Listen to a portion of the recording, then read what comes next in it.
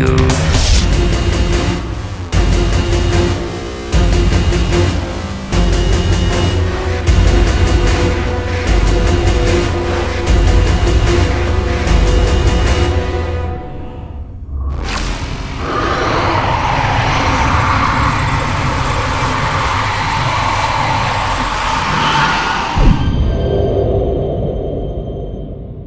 At the end of Halo 3, developer Bungie left Master Chief and Cortana adrift in a derelict ship, their fates uncertain. 2 Halo games later, Bungie bid farewell to the franchise, and still Chief and Cortana drifted. Now a new developer, 343 Industries, has taken over all things Halo and called the duo back from deep space for Halo 4.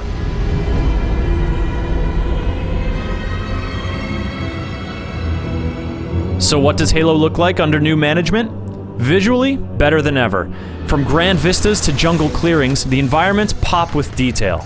And the excellent artistic design that makes human, Covenant, and Forerunner architecture so instantly recognizable is on display once more, helping to create a cohesive sci-fi world. It's a world you know if you're familiar with the initial Halo trilogy, and Halo 4 uses the series past as a springboard, not a crutch. From the striking opening cutscene, it's clear that humanity is swept up in a new galactic initiative, and Master Chief's 4-year hiatus in cryosleep leads to an uneasy reunion. By the time you see another human, Chief and Cortana have stumbled upon a dire threat to humanity's existence, one that provides the series with its first proper villain, and whose roots in vague Forerunner mythology soon come into frightening focus. These galactic machinations are dramatic and intriguing. But the most engrossing drama of Halo 4 takes place between Master Chief and Cortana. I was put into service 8 years ago. AIs deteriorate after 7. Everyone's favorite artificial intelligence is nearing her expiration date, forcing these two all but invincible characters to face the prospect of death in a way they never really have. Great voice acting and animation underscore this emotional process, helping 343 Industries deliver a compelling narrative on both grand and intimate scales. What? I don't know. If we have a shot at getting you back to Infinity, we're taking it. Halo 4 is a clear step up in the storytelling department, but when it comes to the action, things are more familiar. Halo has always been a shooter built on clear gameplay systems that combine in complex and gratifying ways. The crafty and aggressive enemy AI, the 3-pillared arsenal of guns, grenades, and melee, and the environments large and small that provide enough space to maneuver creatively. So it has been, and so it is now, and the new Promethean enemies and weapons fit nicely into the fold. K9 crawlers fire from a distance or swarm up close, while Watchers flip back and forth, offering maddening support to their allies. Knights look fearsome and pack a wallop.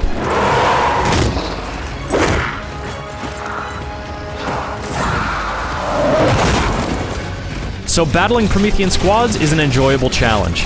Though the new weapons fit familiar niches, neat tweaks like the bolt shots shotgun-esque alternate fire and the scatter shots ricocheting bullets make them feel distinct.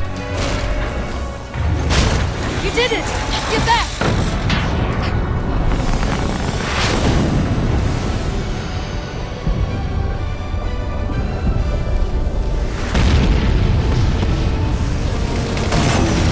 The campaign is well-paced and often challenging, and though some Forerunner areas flirt with repetition, the whole endeavor is exciting for the 8 to 10 hours it'll take to finish. Playing cooperatively with up to 4 players is a blast, even if you're replaying a mission, as more Spartans means more freedom for you to try out different tactics, make good use of vehicles, and take time to appreciate the little things. You can also flex your cooperative muscle in a new mode called Spartan Ops. Ladies and other Spartans, listen up. Planned as a regular series, each free episode of Spartan Ops comes with a CG animated short depicting life among the Spartan Corps, as well as a number of brief, playable combat scenarios. These skirmishes are over in a matter of minutes, and this brevity makes them feel inconsequential and unsatisfying. Still, it's a flexible and novel way to deliver fresh post-release content, and it'll be interesting to see how the Spartan Ops story builds in the coming weeks and months. On the less cooperative side of things, War Games is the new name for the vaunted competitive multiplayer action that has been a genre standout for more than a decade. The classic deathmatch and objective-based game modes have returned, with a few new additions, tweaks, and gross as hell flood mode sword arms, but the big additions here are on the customization side. Quick sidebar here, you're gonna need a few gigabytes of free storage to install both Spartan Ops and War Games. Yes, it's required. For real. Now where were we? Yes. Halo has always dictated the weapons available to players in a given match, creating a level playing field from the get-go. But now, in a move reflective of modern shooter trends, Halo 4 introduces loadouts. These consist of familiar things like primary and secondary weapons, grenades, and armor abilities, as well as 2 new attributes that grant small bonuses, like quicker weapon switching, bigger grenade explosions, and quicker shield recharge. You must unlock these items as you level up, though there are always a few fully stocked predetermined loadouts to choose from.